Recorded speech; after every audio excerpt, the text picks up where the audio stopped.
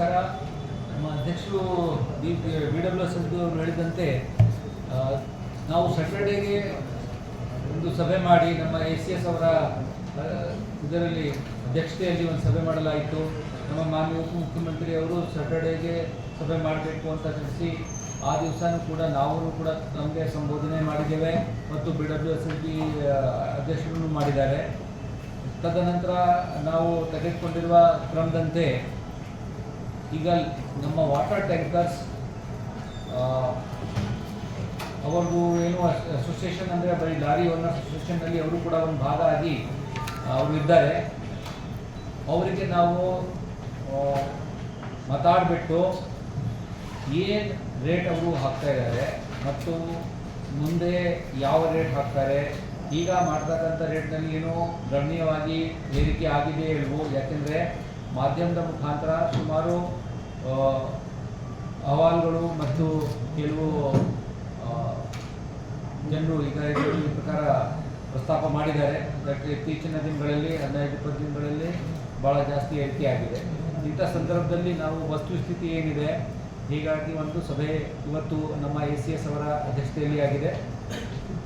ನಾವು ಅದರಲ್ಲಿ ತೆಗೆದುಕೊಂಡಿರುವ ತೀರ್ಮಾನ ಏನಂದರೆ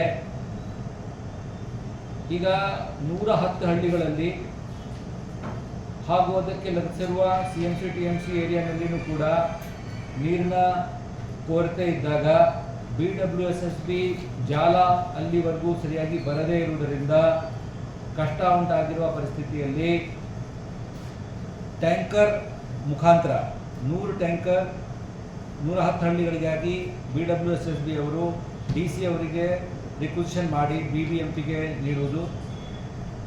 ಅವರು CMC TMCಗಾಗಿ 100 ಟ್ಯಾಂಕರ್ಸು ತಮ್ಮ BWSSB ವತಿಯಿಂದ BWSSB ಏರಿಯಾದಲ್ಲಿನೇ ನೀರು ಸರಬರಾಜು ಮಾಡಲಿಕ್ಕೆ ವ್ಯವಸ್ಥೆ ಮಾಡ್ತಾ ಇದ್ದಾರೆ.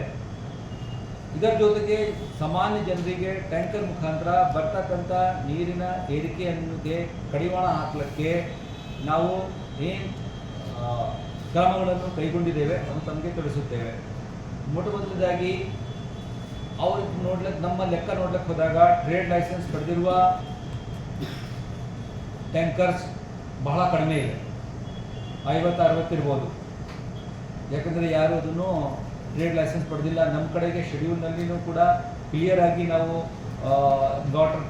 ವಾಟರ್ ಮೆನ್ಷನ್ ಮಾಡಿರಲಿಲ್ಲ, ಯಾಕೆಂದರೆ ವಾಟರ್ ಟ್ರೇಡ್ ಅಂತ ಇರುತ್ತೆ ಅಂತ ಇರಲಿಲ್ಲ, ಇದಕ್ಕೆ ಮಾಡಿರಲಿಲ್ಲ. ಸಣ್ಣ ಪುಟ್ಟ ಇತರೆ ಟ್ರೇಡ್ನಲ್ಲಿ ಕೆಲವರು ತಗೊಂಡಿದ್ದಾರೆ, ಕೆಲವರು ತಗೊಂಡಿಲ್ಲ.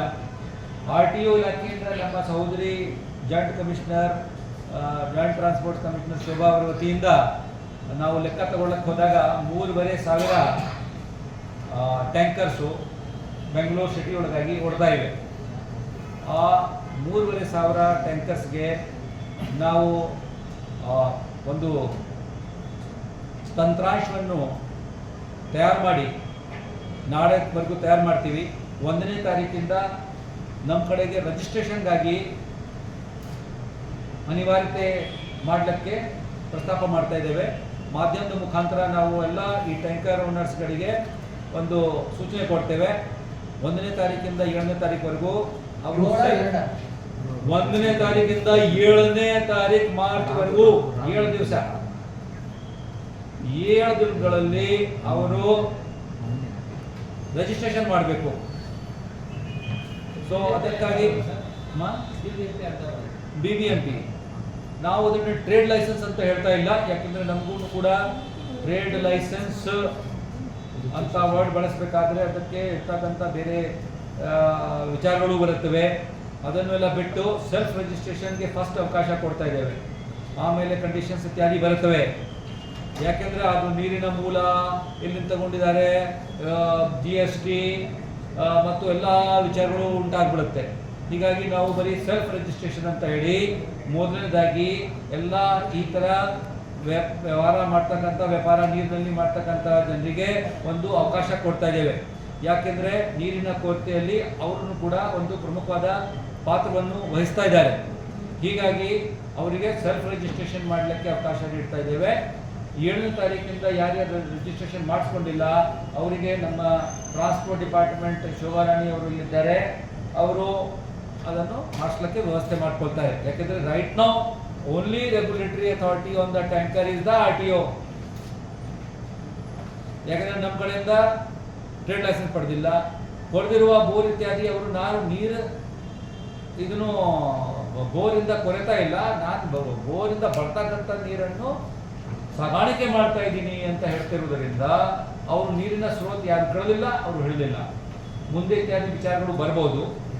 ಹೀಗಾಗಿ ನಾವು ಅವ್ರ ಜೊತೆಗೆ ಕೆಲವರ ಜೊತೆಗೆ ಈಗಾಗಲೇ ಮಾತಾಡಿದ್ದೇವೆ, ನೀವು ಏನು ರೇಟ್ ತಗೊಳ್ತಾ ಇದ್ದೀರಿ ಅಂತ, ಮತ್ತು ಅವರಿಗೆ ಆಹ್ವಾನ ಮಾಡ್ತಾ ಇದ್ದೇವೆ. ನಾಳೆ ಅವ್ರ ಜೊತೆಗೇನು ಕೂಡ ನಾವು ಮೀಟಿಂಗ್ ಮಾಡಿಬಿಟ್ಟು ಒಂದು ರೇಟ್ಗೆ ಯಾವ ರೇಟ್ ಅವ್ರ ಪ್ರಕಾರ ಏನು ರೇಟ್ ಸರಿ ಇದೆ, ನಾವು ನಮ್ಮ ಲೆಕ್ಕ ಬ್ಯಾಕ್ ಎಂಡ್ನಲ್ಲಿ ಈಗ ಮಾಡ್ತಾ ಇದ್ದೇವೆ. ಈಗಲೇ ಆ ಕೇಳಲಿಲ್ಲ, ಅವರು ಹೇಳಲಿಲ್ಲ. ಮುಂದೆ ಇತ್ಯಾದಿ ವಿಚಾರಗಳು ಬರ್ಬೋದು.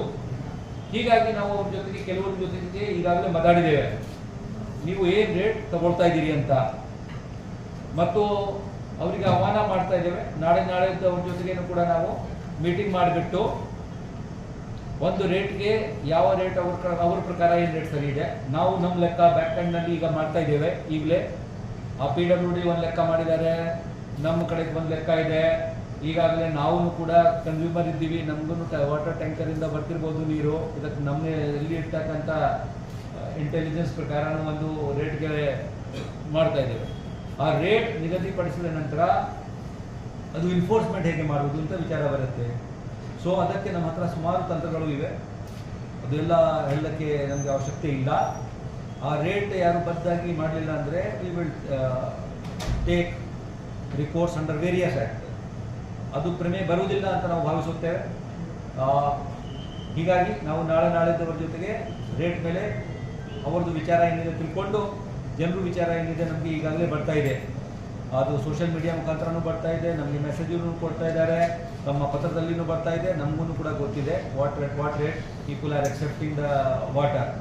ಸೊ ಹೀಗಾಗಿ ನಾವು ಈಗ ಏನು ವ್ಯವಸ್ಥೆ ಮಾಡ್ತಾ ಇದ್ದೀವಿ ಅಂದರೆ, ಪ್ರತಿಯೊಂದು 110 ಹಳ್ಳಿಗಳು ನಾವು ಯಾವ ವಾರ್ಡ್ಗೆ ಬರುತ್ತೆ ಅಲ್ಲಿ ಒಂದು ವಾರ್ಡ್ ಇಂಜಿನಿಯರ್ ವಾಟರ್ಗಾಗಿ ನೇಮಕ ಮಾಡ್ತೇವೆ. ಅವ್ರದ್ದು ಫೋನ್ ನಂಬರ್ ಇತ್ಯಾದಿ ನಾವು ಪ್ರಕಟಣೆಯನ್ನು ಕೊಡ್ತೇವೆ, ತಮಗೆ ಪತ್ರಿಕಾ ಪ್ರಕಟಣೆ ಮುಖಾಂತರ ಕೊಡ್ತೇವೆ, ನಮ್ಮ ವೆಬ್ಸೈಟ್ನಲ್ಲಿ ಹಾಕ್ತೇವೆ. ಆ ವಾರ್ಡ್ದಲ್ಲಿ ಒಂದು BWSSB ಇಂದನೂ ಕೂಡ ಒಬ್ಬ ಜವಾಬ್ದಾರಿಯುತ AE ರ್ಯಾಂಕ್ ಜನರು, AE ರ್ಯಾಂಕ್ ಮನುಷ್ಯ ಅಧಿಕಾರಿ ನಮ್ಮ ಜೊತೆಗೆ ಇರ್ತಾರೆ. ಈ ವ್ಯವಸ್ಥೆ ನಾವು ಎಲ್ಲ ವಾರ್ಡ್ನಲ್ಲಿ ಮಾಡ್ಬೋದು, ಬಟ್ ನಾವು ಈಗ ಮಾಡ್ತಾ ಇಲ್ಲ. ಸದ್ಯಕ್ಕೆ ಪ್ರಾರಂಭಿಸಿದಾಗ 110 ಹಳ್ಳಿಗಳು ನಮ್ಮ 725 ವಾರ್ಡ್ಗೆ ಎಷ್ಟು ಬರುತ್ತದೆ ಅದರಲ್ಲಿ ನಾವು ಸಪೋಸ್ 110 ಹಳ್ಳಿ 30 ವಾರ್ಡ್ಗೆ ಬರುತ್ತೆ. ಒಂದು ವಾರ್ಡ್ನಲ್ಲಿ 3-4 ಹಳ್ಳಿಗಳು ಬರುತ್ತದೆ ಅಂತ ಇದ್ದಾರೆ. ಆ ವಾರ್ಡ್ ಹೆಸರು, ಆ AE ಹೆಸರು ಮತ್ತು ಫೋನ್ ನಂಬರ್ ಮತ್ತು BWSSB ಇಂದ ಒಬ್ಬ ಸಂಯೋಜಕರು ನಮ್ಮ ಹತ್ರ ಇರ್ತಾರೆ. ಯಾಕೆಂದರೆ BWSSB ಕಡೆಯಿಂದ 100 ಬರುತ್ತೆ ನಮಗೆ ಟ್ಯಾಂಕರ್ಸ್. ನಾವು ಈಗಾಗಲೇ ಸುಮಾರು ಟ್ಯಾಂಕರ್ ಪಡಿಸ್ತಾ ಇರೋದ್ರಿಂದ ಪ್ರತಿ ಹಳ್ಳಿಗೆ 110 ಹಳ್ಳಿಗೆ 1 ಟ್ಯಾಂಕರ್ ಅಂತ ಅಟ್ಲೀಸ್ಟ್ ಸರಾಸರಿ, ಕೆಲವರು ಹಳ್ಳಿಗೆ ಬೇಕಾಗಿಲ್ಲ, ಕೆಲವರಿಗೆ ಬೇಕಿರ್ಬೋದು. ಸೊ ಆ ಲೆಕ್ಕದಲ್ಲಿ ನಾವು ಇಟ್ಕೊಳ್ತೇವೆ. ಅವರು ನಮಗೆ ವಾಟರ್ ಮತ್ತು ಟ್ಯಾಂಕರ್ ಈಗಾಗಲೇ DC ಜೊತೆಗೆ ಅವರು DCಗೆ ರಿಕ್ವೆಸಿಷನ್ ಮಾಡಿದ್ದಾರೆ. ಕೆಲವು ಕಾರಣಗಳಿಂದ DCಗೆ ಇವತ್ತು ಬರಲಿಕ್ಕೆ ಆಗಿಲ್ಲ. ಅವರು 200 ಟ್ಯಾಂಕರ್ಸು ನಮಗೆ RTO ಮುಖಾಂತರ ವಶಕ್ಕೆ ಪಡೆದು ಕೊಡ್ತಾರೆ.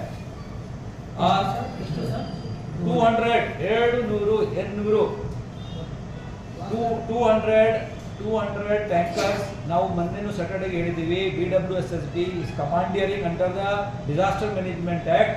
ಜಿಲ್ಲಾಧಿಕಾರಿಗೆ ಪ್ರದತ್ತವಾದ ಅಧಿಕಾರವನ್ನು ಚಲಾಯಿಸಿ 200 ವಾಟರ್ ಟ್ಯಾಂಕರ್ಗಳನ್ನು BWSSB ಸುಪರ್ದಿಗೆ ನೀಡುತ್ತಾರೆ. ಆ 200ರಲ್ಲಿ 110 ಹಳ್ಳಿಗಳಿಗಾಗಿ BWSSB ಅವರು ಜಲ ಮೂಲ ಅಂದರೆ ಒಂದು ಶುದ್ಧ BWSSB ನೀರಿನ ಸ್ರೋತ ಎಲ್ಲಿ ಇದೆ ಅಲ್ಲಿಂದ ವಾಟರ್ ಟ್ಯಾಂಕರ್ ತುಂಬಿಸಿ ನಮಗೆ ಕೊಡ್ತಾರೆ. ಹೀಗಾಗಿ ಆ ಸಂಯೋಜನೆಗಾಗಿ ಅಂದರೆ ಕೋಆರ್ಡಿನೇಷನ್ಗಾಗಿ, ಸಂಯೋಜನೆಗಾಗಿ ಮತ್ತು ಮೇಲುಸ್ತುವಾರಿಗಾಗಿ BWSSB ಇಂದ ಒಬ್ಬ ಇಂಜಿನಿಯರ್ ನಮ್ಮ ಜೊತೆಗೆ ಕೂತ್ಕೊಳ್ತಾರೆ. ಆ 110 ಹಳ್ಳಿಗಳಿಗೆ ಸಂಬಂಧಪಟ್ಟಂಥ ವಾರ್ಡ್ಗಳಲ್ಲಿ ಆ ಜಾಗ, ವಾರ್ಡ್ ಎಲ್ಲಿ ಕೂತ್ಕೊಳ್ತಾರೆ, ಎಲ್ಲಿ ಹೆಸರು ವಾರ್ಡ್ ನಂಬರ್, ನೇಮ್, ಯಾವ ಹಳ್ಳಿ ಬರುತ್ತೆ, 110 ಹಳ್ಳಿ, ಯಾವ ಕಡೆ ಕೂತ್ಕೊಳ್ತಾರೆ ಇತ್ಯಾದಿ ಫೋನ್ ನಂಬರ್. ಅದಕ್ಕಾಗಿ ಯಾರಿಗೆ ಆ 110 ಹಳ್ಳಿಗಳಲ್ಲಿ ತೊಂದರೆ ಉಂಟಾದರೆ, ನೀರಿನ ತೊಂದರೆ ಉಂಟಾದರೆ ಅವ್ರಿಗೆ ಫೋನ್ ಮಾಡ್ಬೋದು. ಏಳ್ನೂರಲ್ಲಿ 100 will come to out of 200, 100 will come to me. 110 ವಿಲೇಜಸ್ಗಾಗಿ ಅವರು ನೀರು ತುಂಬಿ ನಮಗೆ ಕಳಿಸ್ತಾರೆ. ನಾವು ಅದನ್ನು ನಮ್ಮ ಜೋನಲ್ ಕಮಿಷನರ್ JCB ಮುಖಾಂತರ ಯಾವ ಹಳ್ಳಿಗಳಿಗೆ ತೊಂದರೆ ಉಂಟಾಗಿದೆ ಅಲ್ಲಿ ಕಳಿಸ್ತೀವಿ. ಉಳಿದು 100 ಟ್ಯಾಂಕರ್ಸ್ BWSLB ಅವರು CMC TMC ಅಥವಾ ಕೋರ್ ಏರಿಯಾದಲ್ಲಿನೂ ಎಲ್ಲಿ ಕೊರತೆ ಉಂಟಾಗ್ತಾ ಇದೆ ಅಲ್ಲಿ ನಮ್ಮ ಟ್ಯಾಂಕರ್ಸ್ ಮುಖಾಂತರ ಇದನ್ನು ನೀರು ಒದಗಿಸಲಿಕ್ಕೆ ವ್ಯವಸ್ಥೆ ಮಾಡ್ತಾರೆ. ಎರಡನೇದಾಗಿ ಏನು ಮಾಡಿದ್ದಾರೆ ಅಂದರೆ ಅವರಲ್ಲಿ ಇರ್ತಕ್ಕಂಥ 63 ಟ್ಯಾಂಕರ್ಸ್ 68 ಟ್ಯಾಂಕರ್ಸ್ಗಳಲ್ಲಿ ಈಗ ಒಂದು ಟ್ಯಾಂಕರ್ ಹೋಗ್ತದೆ. ಆ ಟ್ಯಾಂಕರ್ಗೆ ನಾವು ಕ್ಲಿಯರ್ ಮಾಡೋವರೆಗೂ ಸುಮಾರು ಸಾಲಾಗಿ ಜನರು ನಿಂತ್ಕೊಳ್ತಾರೆ. ಅದು ವಾಪಸ್ 1 ತಾಸ 2 ತಾಸ ಬರೀ ಇದಕ್ಕೇ ಆಗೋಗ್ತದೆ. ಅದಕ್ಕಾಗಿ ಒಂದು ಪರಿಹಾರ ಏನು ನೀಡಲಾಗಿದೆ ಅಂದರೆ ದೊಡ್ಡ ಪ್ರಮಾಣದ 5,000-6,000 ಲೀಟರ್ ಕೆಪಾಸಿಟಿಯ ಒಂದು ಟ್ಯಾಂಕು ಎಲ್ಲಿ ನಮಗೆ ಗೊತ್ತಿದೆ ಕೊಳಚೆ ಪ್ರದೇಶ ಇದೆ, ಎಲ್ಲಿ ನಮ್ಮದು ಜಾಲ ಸರಿ ಇಲ್ಲ, ಅಲ್ಲಿಯ ಟ್ಯಾಂಕ್ ಪ್ಲಸ್ ಟ್ಯಾಪ್ಸ್ ಅಲ್ಲಿ ಇಡುವುದು. ಇಲ್ಲಿ ಬಂದು ಟ್ಯಾಂಕರಿಂದ ಅಲ್ಲಿ ಎಲ್ಲ ಇದನ್ನು ಮಾಡುವುದು, ಡಿಕ್ಯಾಂಟ್ ಮಾಡಿ ಅಲ್ಲಿ ಹಾಕೋದು ಆ್ಯಂಡ್ ಹೋಗುದು. ಅದು ಮಾತ್ರ ಮಾಡಿದರೆ ಒಂದು ಟ್ಯಾಂಕರಿಂದ ಜಾಸ್ತಿ ಪ್ರೊಡಕ್ಟಿವಿಟಿ ಬರುತ್ತೆ, ಜಾಸ್ತಿ ನಾವು ಪಾಯಿಂಟ್ಸ್ ಕವರ್ ಮಾಡ್ಬೋದು. ಆ ದಿಕ್ಕಿನಲ್ಲಿ ಪರ್ಮನೆಂಟ್ ಆಗಿ ನಾವು ಆಯಾ ಜಾಗದಲ್ಲಿ ನಮ್ಮ ಸಿಂಟೆಕ್ಸ್ ಟ್ಯಾಂಕ್ ಪ್ಲಸ್ ಸಿಂಟೆಕ್ಸ್ ಅಂದರೆ ಬ್ರಾಂಡ್ ಬೇಡ, ಒಂದು ಟ್ಯಾಂಕು ಇದು HDB ಟ್ಯಾಂಕು ಮತ್ತು ಇದೆಲ್ಲ ಇಡ್ತೀವಿ. ಅದರಲ್ಲಿ ವಾಟರ್ ಟ್ಯಾಪ್ ಪಾಯಿಂಟ್ಸ್ ಇಟ್ಕೊಳ್ತೀವಿ. ಟ್ಯಾಂಕರಿಂದ ವಾಟರ್ ತುಂಬಿಬಿಟ್ಟು ಮುಂದೆ ಹೋಗ್ತಾ ಇರ್ತೀವಿ. ಆ ಪ್ರಕಾರ ಈಗಾಗಲೇ ಸ್ಟಾರ್ಟ್ ಮಾಡಿದ್ದಾರೆ, ಇನ್ನು ಮುಂದೆ ಮಾಡ್ತಾ ಇದ್ದಾರೆ. ಹೀಗಾಗಿ ನಾವು ಎಲ್ಲ ವ್ಯವಸ್ಥೆ ಮಾಡ್ತಾ ಇದ್ದೇವೆ. ಅದಕ್ಕೆ ಯಾರು ಅಷ್ಟು ಸಂಖ್ಯೆ ಪಡಲಿಕ್ಕೆ ಅವಶ್ಯಕತೆಯೂ ಇಲ್ಲ. ಖಂಡಿತ ಇದು ಯಾವ ರೇಟ್ ಫಿಕ್ಸ್ ಮಾಡಬೇಕು ಆ ದಿಕ್ಕಿನಲ್ಲಿ ನಾವು 2-3 ದಿನಗಳಲ್ಲಿನೇ ಎಲ್ಲ ಸ್ಟೇಕ್ ಹೋಲ್ಡರ್ ಜೊತೆಗೆ ಸಮಾಲೋಚನೆ ಮಾಡಿ ಒಂದು ತೀರ್ಮಾನಕ್ಕೆ ಬರ್ತೇವೆ. ಆ ತೀರ್ಮಾನಕ್ಕೆ ಎಲ್ಲರೂ ಬದ್ಧ ಆಗಬೇಕು. ಹೀಗಾಗಿ ಅದು ನಮ್ಮದು ಮಾತುಕತೆ ನಡೀತಾ ಇದೆ. 2 ದಿವಸದಲ್ಲಿ ಫೈನಲ್ ಆಗ್ತದೆ. ರಿಜಿಸ್ಟ್ರೇಷನ್ ಪ್ರಕ್ರಿಯೆ ಪ್ರಾರಂಭ ಮಾಡ್ತಾ ಇದ್ದೇವೆ 1ನೇ ತಾರೀಕಿಂದ. ಈಗ ನಮ್ಮ BWSLB ಅವರು ಸೆಲ್ಫ್ ರಿಜಿಸ್ಟ್ರೇಷನ್ ಒಳಗಡೆ 7th ಒಳಗೆ ರಿಜಿಸ್ಟರ್ ಆಗಲಿಲ್ಲ ಅಂತ ಹೇಳಿದ್ರೆ ಆ ವಾಟರ್ ಟ್ಯಾಂಕರ್ಗಳು ಸೀಸ್ ಆಗ್ತವಾ? ಕ್ರಮ ಕೈಗೊಳ್ತೀವಿ. ಹೌದು, 1ನೇ ತಾರೀಕಿಂದ 7ನೇ ತಾರೀಕುವರೆಗೆ ರಿಜಿಸ್ಟರ್ ಆಗಲೇಬೇಕು. It is very simple. ಅವ್ರದ್ದು ನಮ್ಮ ಹತ್ರ ಟ್ಯಾಂಕರ್ದು ನಂಬರ್ ಇದೆ, ಎಲ್ಲ ಇದೆ. ಈಗ ಅವರು ರಿಜಿಸ್ಟರ್ ಮಾಡಲಿಲ್ಲ ಅಂದರೆ ಸಾಗಾಣಿಕೆ ಮಾಡಲಿಕ್ಕೆ ಬಿಡಲ್ಲ. ಹೆಚ್ಚಿನ ಸುದ್ದಿ ಅಪ್ಡೇಟ್ಗೆ ಈಗಲೇ ದ ಫೆಡರಲ್ ಕರ್ನಾಟಕ ಯೂಟ್ಯೂಬ್ ಪೇಜನ್ನು ಸಬ್ಸ್ಕ್ರೈಬ್ ಮಾಡಿ.